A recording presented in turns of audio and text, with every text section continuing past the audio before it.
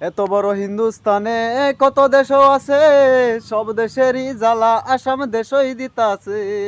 মুদি যেইডা কইতাছে হিমন্ত হেডাই হুনতাছে, হুইনা যে শাস্তি আঙ্গরে দিতাছে। মুসলমানরে দইরা জেল পাঠাইছে মামারে, মুসলমানরে দইরা জেল পাঠাইছে।